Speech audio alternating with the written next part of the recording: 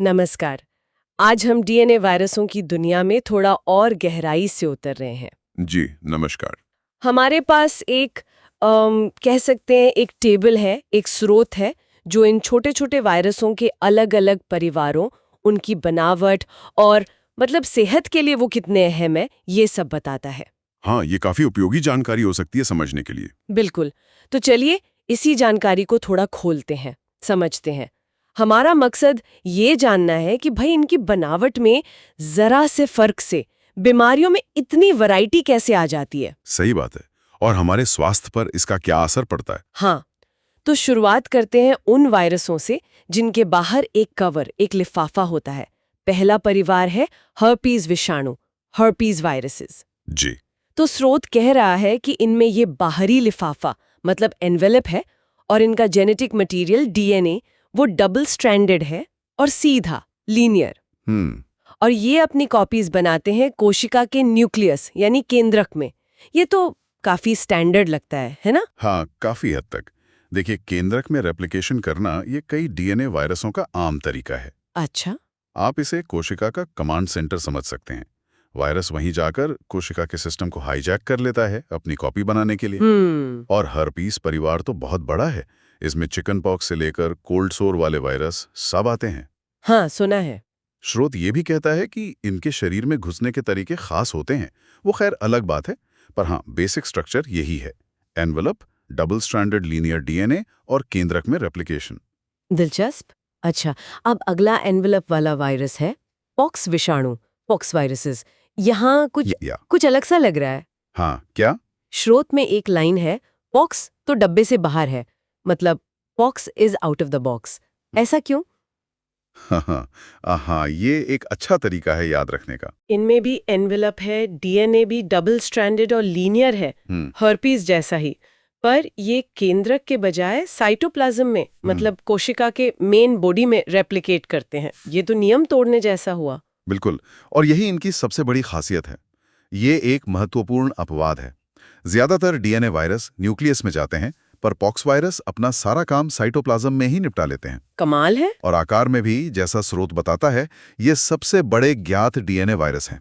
अच्छा। और देखिए, मेडिकल हिस्ट्री में पॉक्स वायरस का रोल बहुत बड़ा रहा है। चेचक, स्मॉल पॉक्स, अब सोचिए कितनी तबाही मचाई थी उसने। हाँ बिल्कुल। और उसका उन्मूलन, वो भी एक लाइव एटेन्यूएटेड वैक्सीन से, ये पब्लिक हेल्थ की शायद सबसे बड़ी जीतों में से एक है। वाकई। इसी परिवार में काउपॉक्स भी आता है, जिसे स्रोत मिल्क मैड ब्लिस्टर कह रहा है, और मुलस्कम कॉन्टेजियोसम भी। अरे मुलस्कम वो क्या है?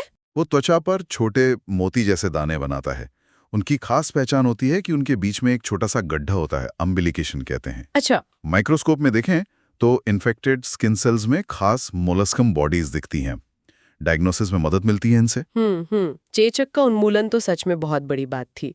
चलिए अब तीसरे एनवेलप वाले वायरस पर आते हैं, हेपैडना विषाणु। जी, हेपैडना। इनमें भी एनवेलप है, लेकिन स्रोत कह रहा है कि इनका डीएनए थोड़ा अलग है, पार्टली डबल स्ट्रैंडेड और सर्कुलर मतलब गोलाकार। हाँ, ये हर्पीस और पॉक्स के सीधे लीनियर डीएनए से अलग है। पर यहाँ सबसे चौंकाने वाली बात क्या बताई गई है? देखिए, सबसे चौंकाने वाली बात और मेडिकल लिहाज से बेहद जरूरी, वो ये है कि इस परिवार में आता है हेपेटाइटिस बी वायरस, एचबीवी। ओह, हेपेटाइटिस बी। हाँ, जो लिवर की गंभीर बीमारी हेपेटाइटिस बी करता है। ये अक्यूट भी हो सकता है, मतलब थोड़े टाइम के लिए, या क्रॉनिक भी, यानी लंबे समय तक चलने वाला। और क्रॉनिक खतरनाक होता है बहुत। क्रॉनिक इन्फेक्शन से आगे चलकर लिवर सिरोसिस और लिवर कैंसर का खतरा बहुत बढ़ जाता है। बाप रे। स्ट्रक्चर की बात करें तो वो पार्टली डबल स्ट्रैंडेड और सर्कुलर डीएनए अपने आप में अनोखा है। पर एक और हैरान करने वाली चीज जो स्रोत बता रहा है, क्या? वो है इनमें रिवर्स ट्रांसक्रिप्टेज एंजाइम का मिलना। रिवर्स ट्रांसक्रिप्टेज, वो तो रेट्रोवायरस जैसे एचआईवी में होता है ना, जो आरएनए से डीएनए बनाते हैं। बिल्कुल, यही तो पेच है। हेपेडना वायरसेस हैं तो डीएनए वायरस, लेकिन अपनी रेप्लिकेशन साइकिल के एक स्टेप में ये इस एंजाइम का इस्तेमाल करते हैं। ये मॉलिक्यूलर बायोलॉजी की एक बड़ी दिलचस्प पहेली है। वाकई, एक डीएनए वायरस में रेट्रोवायरस वाला एंजाइम, कमाल है। ये दिखाता है कि इन वायरसों में कितनी विविधता है। सही कहा। ठीक है, तो हमने ये 3 एनवेलप वाले परिवार देखे, हर्पीस, पॉक्स और हेपेडना। अब उन पर आते हैं जिनमें ये बाहरी लिफाफा नहीं होता। हाँ, नॉन एनवेलप्ड वायरस। पहला है एडेनो विषाणु, एडिनो वायरसेस।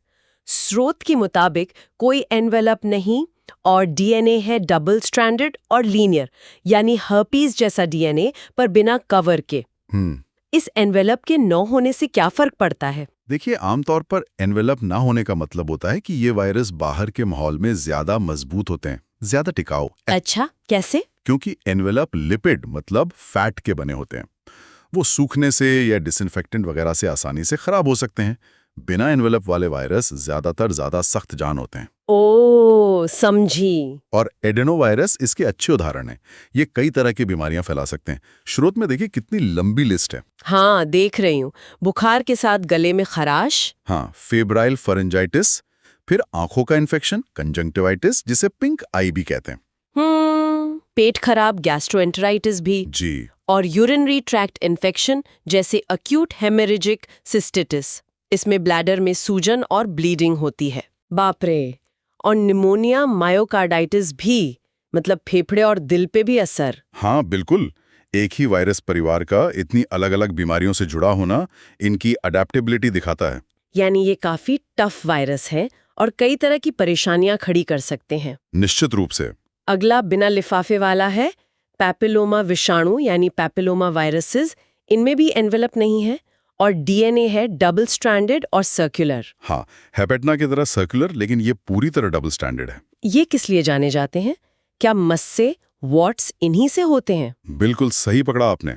ये मुख्य रूप से जाने जाते हैं ह्यूमन पैपिलोमा वायरस यानी एचपीवी के लिए। मस्सों का सबसे आम कारण यही है। ये स्किन पर कहीं भी हो सकते हैं, लेकिन कुछ टाइप ऐसे हैं जो genital area, cervix, anus, penis और ओरोफेरिंग्स मतलब गले के पिछले हिस्से को इन्फेक्ट करते हैं। हाँ। और यहाँ एक बहुत जरूरी बात है जो स्रोत भी बता रहा है, एचपीवी के 100 से ज्यादा टाइप हैं, सीरोटाइप जिन्हें कहते हैं, और सबका असर एक जैसा नहीं होता। अच्छा।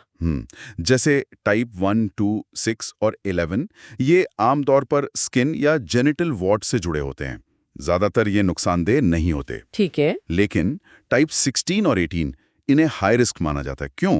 क्योंकि ये सर्वाइकल कैंसर के करीब 70% मामलों के लिए जिम्मेदार हैं। ओह, 70%? हाँ, और ये एनल, पीनाइल और गले के कैंसर से भी जुड़े हैं।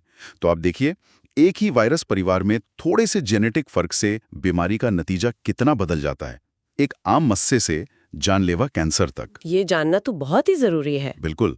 और अब अच्छी बात यह है कि एचपीवी वैक्सीन्स हैं जो इन हाई रिस्क टाइप से बचाती हैं। हाँ, ये एक बड़ी राहत की बात है। अब आते हैं पोलियोमा विषाणु पर। पोलियोमा, जी। इनकी बनावट भी पैपिलोमा वायरस जैसी ही है। कोई एनवेलप नहीं, डबल स्ट्रैंडेड और सर्कुलर डीएनए। तो क्या ये भी वैसी ही बीमारियां करते हैं? नहीं, स्ट्रक्चर में भले ही समानता हो, ये काफी अलग तरह की दिक्कतें पैदा करते हैं, और खासकर उन लोगों में जिनकी इम्यूनिटी मतलब रोग प्रतिरोधक क्षमता कमजोर होती है। अच्छा। जैसे स्रोत 2 मुख्य सदस्यों का जिक्र कर रहा है, जेसी वायरस और बीके वायरस। जेसी और बीके? हाँ, जेसी वायरस उन लोगों में दिमाग की एक बहुत गंभीर बीमारी कर सकता है जिनकी इम्यूनिटी बहुत कमजोर हो, जैसे एड्स के मरीजों में। दिमाग की बीमारी? हाँ, इसे कहते हैं प्रोग्रेसिव मल्टीफोकल ल्यूकोएन्सेफेलोपैथी या पीएमएल। इसमें ब्रेन के व्हाइट मैटर को नुकसान पहुंचता है और ये अक्सर जानलेवा होती है। Oh my God. और दूसरा है बीके वायरस। ये अक्सर उन लोगों को प्रभावित करता है जिनका कोई ऑर्गन ट्रांसप्लांट हुआ हो, खासकर किडनी ट्रांसप्लांट। ट्रांसप्लांट वाले मरीजों को? हाँ, ये ट्रांसप्लांट की हुई किडनी को डैमेज कर सकता है, जिसे बीके नेफ्रोपैथी कहते हैं, और किडनी फेल भी हो सकती है।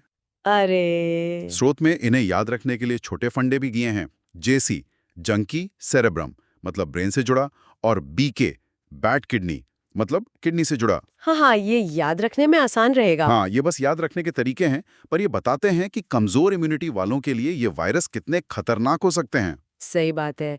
यानी स्ट्रक्चर एक जैसा पर निशाना और नतीजा बिल्कुल अलग। और ये कमजोर इम्यूनिटी वालों के लिए खास खतरा है। बिल्कुल। अब लिस्ट में आखिरी वायरस परिवार है पार्वो विषाणु, पार्वो वायरसेस। जी, पार्वो। इनमें भी एनवेलप नहीं है, लेकिन इनका डीएनए सबसे अलग है। ये सिंगल स्ट्रैंडेड और लीनियर है। हाँ, ये एक और खासियत है। अब तक हमने जितने देखे वो या तो डबल स्ट्रैंडेड थे या हेपेडना की तरह पार्टली डबल स्ट्रैंडेड। और स्रोत ये भी कह रहा है कि ये सबसे छोटे ज्ञात डीएनए वायरसेस हैं। क्या छोटा होने का मतलब है कि ये कम खतरनाक होते हैं? हाँ, बिल्कुल नहीं। साइज में भले ही सबसे छोटे हों, इनका असर बहुत गंभीर हो सकता है। सच में? हाँ, इस परिवार का सबसे जाना माना सदस्य है पार्वोवायरस B19। ये उन लोगों के लिए खास तौर पर खतरनाक है जिन्हें पहले से खून की कोई बीमारी हो, जैसे sickle cell disease. Sickle cell वालों के लिए? क्यों? क्योंकि इन लोगों में B19 इन्फेक्शन एप्लास्टिक क्राइसिस पैदा कर सकता है। इसमें होता क्या है कि बोन मैरो, अस्थि मज्जा में रेड ब्लड सेल्स, लाल रक्त कोशिकाओं का बनना अचानक रुक जाता है। अरे, ये तो बहुत सीरियस है। हाँ, ये एक मेडिकल इमरजेंसी हो सकती है। बच्चों में यही वायरस फिफ्थ डिजीज करता है। Fifth disease? हाँ, या एरिथेमा इन्फेक्शियोजम। इसमें गालों पर ऐसे रैश होते हैं जैसे थप्पड़ मारा गया हो, इसीलिए स्लैप्ड चीक अपीयरेंस भी कहते हैं। अच्छा, वो गाल लाल होने वाली बीमारी। वही, ये वायरस सीधे बोन मैरो में आरबीसी प्रीकर्सर्स को, यानी नई आरबीसी बनाने वाली शुरुआती सेल्स को इन्फेक्ट करके खत्म कर देता है। ओह, और अगर प्रेगनेंसी के दौरान माँ को इन्फेक्शन हो जाए तो ये वायरस बच्चे तक पहुंच सकता है। और फिर उससे बच्चे में गंभीर अनीमिया, हाइड्रोप्स फिटालिस, जिसमें बच्चे के शरीर में पानी भर जाता है, और यहाँ तक कि मिसकैरेज या स्टिल बर्थ भी हो सकता है। हे भगवान! वयस्कों में ये जोड़ों में दर्द, मतलब गठिया जैसे लक्षण, और प्यूर आरबीसी एप्लेजिया, सिर्फ लाल रक्त कोशिकाओं का न बनना भी कर सकता है। तो हाँ, छोटा पैकेट, बड़ा धमाका। वाकई सबसे छोटा लेकिन कितना शक्तिशाली। तो हमने इन 7 डीएनए वायरस परिवारों का एक तरह से तूफानी दौरा कर लिया। हाँ, काफी कुछ कवर हो गया। इस सब का सार क्या निकलता है? हमने देखा कि बनावट में कितनी अलग-अलग चीजें हैं। किसी में लिफाफा है, किसी में नहीं। जेनेटिक कोड, डीएनए वो डबल स्ट्रैंडेड या सिंगल स्ट्रैंडेड, सीधा या गोल हो सकता है।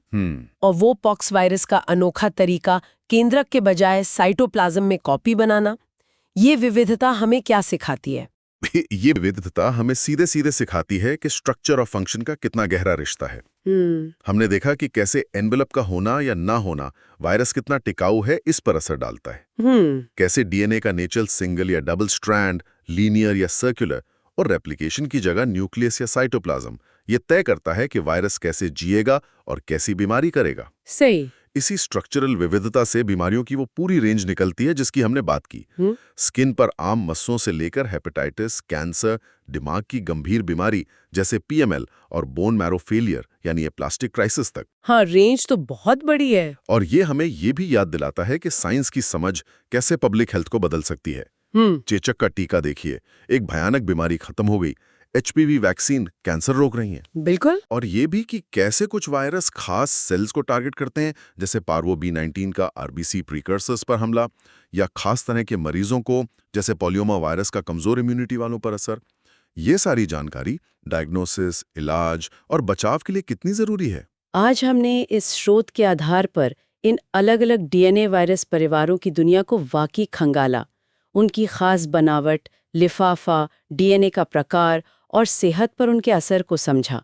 हर्पीस से पार्वो तक हर परिवार की अपनी कहानी है। बिल्कुल, और ये सोचने पर मजबूर करता है कि कैसे ये नैनोमीटर जितने छोटे जेनेटिक पैकेट इंसान के शरीर और स्वास्थ्य पर इतना गहरा और इतना अलग-अलग असर डाल सकते हैं। हाँ, और हेपेटाइटिस वायरस में रिवर्स ट्रांसक्रिप्टेस मिलना, ऐसी अप्रत्याशित खोजें ये भी दिखाती हैं कि इन छोटे दुश्मनों के बारे में जानने के लिए अभी भी कितना कुछ बाकी है। सही कहा। असल में इन वायरसों और हमारे इम्यून सिस्टम के बीच एक लगातार रेस चलती रहती है।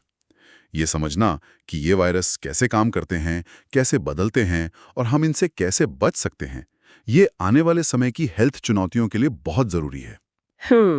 शायद एक सवाल ये भी उठता है कि क्या इन वायरसों की कॉम्प्लेक्सिटी हमें खुद मानव जीव विज्ञान की जटिलताओं के बारे में भी कुछ सिखाती है?